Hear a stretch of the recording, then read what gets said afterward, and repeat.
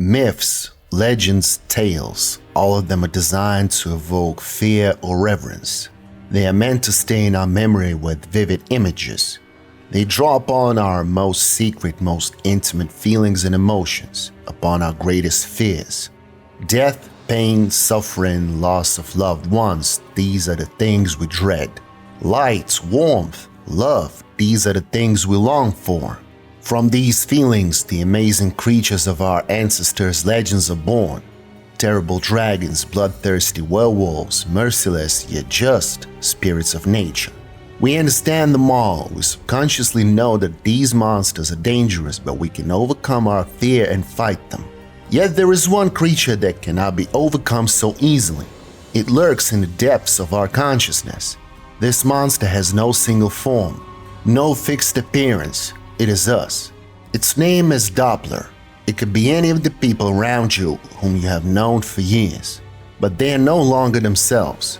In their place stands a doppelganger, a double, the same, with the same fears, the same thoughts and desires, yet at the same time, not the same person. It can hide under the guise of anyone, even the one closest to you, and no one will notice the substitution. And if someone does, well, once a person realizes that anyone around them could be someone else, someone completely alien, they are overcome with a true primal fear. The fear of no longer being able to trust anyone, of not even trusting their own eyes. This fear has haunted people throughout the entire history of civilization. It has taken on many forms and eventually found its way into our time, in particular into the world of The Witcher, where it was vividly brought to life. Today we will explore this fear in detail, tracing its roots both in the real world and on the continent. But before we begin, as always, we want to thank our patrons for their support. Without them, the videos about the Witcher universe would not be possible on this channel. Thank you, friends. Do join these wonderful people and we promise even more content about our beloved universe. So get your beer and snacks ready because we have prepared for you the story of one of the most remarkable creatures in the continent. Doppler mythology. The history of the creature known as the Doppler is truly multinational. Stories of beings capable of taking the appearance of living people have appeared in many places and at different times throughout Europe. They were called many names, doubles in particular, evil ones. The horror this idea inspires is easy to understand. It is difficult to describe the instinctive terror when you see someone who looks exactly like you, as if reflected in water. This creature could replace you, and no one would notice. Not your dearest friend, not your loving spouse. A double can easily steal your life, take it for themselves, commit terrible acts in your name, tarnish your reputation, and change the very essence of your existence. Fighting them is the most difficult thing of all. It is you. It knows everything about you and will use it against you. All your weaknesses and secret desires are in its grasp. Interestingly, while the image of the Doppler appeared in the myths of many different peoples of Europe and Asia, described almost identically, there is no single theory about its origin. Some legends say that a Doppler is the embodied soul of a person who has left their original body. Others claim it arises from the astral projection or the human aura. There is also an opinion that Dopplers can be created by an evil witch seeking to discredit her enemies. There are also tales of voluntarily summoning an evil double. For instance, when a young lady wanted to know her future, she would wait until All Saints' Day. On the eve of the holiday, she would sit before a mirror, light 2 candles, and eat a ripe apple. Then, in the reflection, she would see the image of her future husband. Anyone who sees their double should be careful and wary, as the vision could mean great misfortune. It is said that Queen Elizabeth I of England saw her own double lying on her deathbed shortly before she died. There is also a story about Catherine II of Russia who, upon seeing her double, ordered her guards to shoot it. Afterwards, a search began for the witch who had sent such an apparition, and many women suspected of witchcraft were executed. Doubles were also reportedly seen by Goethe and Mary Shelley. Such creatures have appeared in legends from the Russian Empire, England, Scotland, and Germany, where they were called Doppelganger. The roots of the idea of a sinister or sacred double go back to ancient Greece and can be found in the works of Pythagoras and Plato. These stories passed down through centuries and were nearly forgotten in modern times. Only the Polish writer Andrzej Sapkowski managed to revive the doppelganger in global culture, describing this creature in his Witcher saga. This image was further developed in the eponymous game series by CD Projekt Red. Doppler, the Witcher universe. The entry in a bestiary reads as follows. Dopplers, also known as vexlings or changelings, are beings able to take on the form of any humanoid or animal they please. This transformation is no mere illusion able to be shattered with a simple spell, but an authentic and complete metamorphosis. This means no protective amulets or witch medallions will signal a Doppler's presence. They emanate the same aura as the being whose form they have assumed. This, combined with their incredible intellect and cunning, would make Dopplers supreme assassins or thieves, had not nature endowed them with generous and timid spirits which make them avoid the shedding of blood at all costs.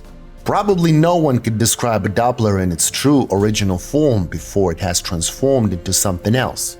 Most likely such descriptions would depict a shapeless, colorless creature with two pupils flashing in search of prey. The first humans on the continent were terribly afraid of Dopplers, perhaps even more so than of dragons. Think about it, a Doppler could not only kill a person but also steal their life. Along with a human appearance, a Doppler would acquire all of its victims' memories, knowledge, emotions, and habits. Humans feared that when they looked at their loved ones, they might not notice the change. And the fate of those who had already experienced such a substitution was grim. They saw a Doppler in every old acquaintance, in every passerby, in every relative. They tried to find differences, any small detail that could distinguish a Doppler from a real person. In such a state, paranoia was inevitable. It was all too easy to go mad. Much like the old Witcher team goes mad every time you don't like or comment on something.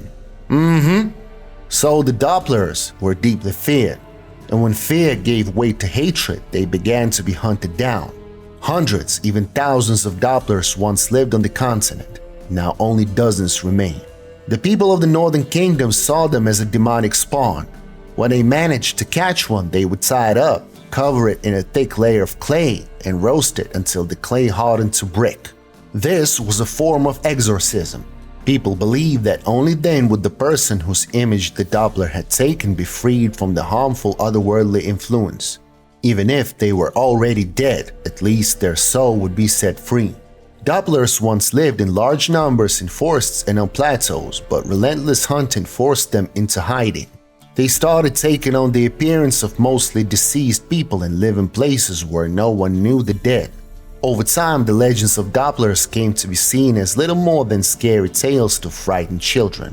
Interestingly though, the city of Novigrad was built on land that had once been home to these creatures. No one knew they had not vanished entirely. Thanks to their growing caution, their numbers slowly began to recover. They adapted and survived, a rare achievement among relics of the conjunction of the spheres. And humans, they stopped putting silverware behind everyone's plate to reveal a Doppler's true form, and they no longer watched the habits of their acquaintances with suspicion. They forgot about this invisible danger. The Dudu quest. Despite being officially considered extinct, Dopplers still exist in the world of The Witcher, even in the time of Geralt of Rivia. The White Wolf himself would meet several representatives of this curious race, even befriending one of them. The name of this extraordinary fellow is Teliko Longraving Litorte, abbreviated to Penstock, or simply Dudu to his friends. Geralt's acquaintance with him is described in the book saga. According to the story, Dudu arrived in Novigrad after spotting a drunken horse merchant. Knocking him unconscious, Dudu dragged him into the bushes, but spared his life. Taking the merchant's appearance, he used his business acumen to start trading horses. It so happened that this merchant was acquainted with the bard Dandelion, who at the time was in Novigrad, in the company of the Witcher Geralt of Rivia. The White Wolf quickly realized he was dealing with a Doppler, and Dudu soon realized he was facing a Witcher, that is, a monster slayer. Nevertheless, Dudu managed to convince Geralt not to kill him, and the Witcher decided to find a safe place for his new acquaintance. There was at least one other Doppler living in Novigrad, one who had taken the appearance of the temple guard commander, a witch hunter named Chappelle. Together with Geralt, Chappelle concocted a backstory for Dudu, a legend about his origins. From then on, the clever Doppler, blessed with a knack for business, became a halfling merchant who attracted no suspicion at all. In Novigrad, Dudu lived quietly. In addition to his trade, he developed a fascination with the theater. He befriended one of the city's theater troupes, attended their performances, and occasionally even stood in for actors when needed. But over time, political tides turned and Novigrad grew increasingly dangerous. Eventually, witch hunts became widespread. Even non-human felt the danger, and any healer or fortune teller of even minor repute risked being burned at the stake. Chappelle was also eventually caught. He was exposed and burned at the stake as a vile mimic by the commander of the witch hunters, Caleb Menge. And so our friend Dudu was left in fear, waiting for the moment someone might discover that he was more than just a harmless halfling. It was at this time that a child of destiny arrived in Novigrad, Ciri. The young lady came to the city searching for her friends, Triss and Dandelion. She wanted to contact Geralt and Yennefer as well as find a way to lift the terrible curse that Eredin Briac Glass, king of the Wild Hunt, had placed on her friend, the elf Avalak. Ciri found Dandelion, who introduced her to the Doppler Dudu. She also came in contact with a local crime boss known as Whoreson Jr. As a result, Dudu was captured by Whoreson, who left a scar on the Doppler's face, one that would forever prevent him from perfectly copying the appearance of any living creature. After that, Dudu vanished from everyone's sight, cutting off all ties with his acquaintances. When Geralt of Rivia arrived in Novigrad in search of Ciri, his first task was to find Dandelion, the latter requiring being rescued from trouble, as always. After the bard recounted the story of Ciri and Dudu, the White Wolf realized he now had to find the Doppler. But Dudu could be hiding under the guise of absolutely anyone in Novigrad. How could he be found and lured out? There was one thing Dudu could not resist though, the theater. And so the White Wolf decided to persuade the local troupe to put on a grand performance, the kind of show Dudu would never miss. Geralt even tried his hand at acting. During the performance, Geralt noticed an unusual guard in the crowd, one with a distinctive scar left by Whoreson. The Witcher dragged him onto the stage and then took him to a safe place so the Doppler would feel secure and safe. Thus, Geralt of Rivia became an actor, found an old friend, and even caught a glimpse of Ciri, if only for a few fleeting moments. Over the course of his journeys, the White Wolf would meet more than one Doppler, but it was Dudu who would forever remain in his memory and heart as a loyal friend. Well, the Old Witcher team also has its own friends, our patrons who support the creation of videos about the Witch universe. Once again, we thank everyone.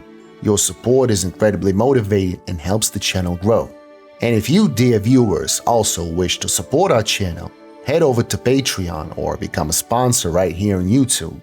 All the links are in the description. Like, subscribe, and click that goddamn bell. Although you've probably already done all that. Or have you? In any case, tell us in the comments which beasts from the world of The Witcher you would like us to cover in future Bestiary videos.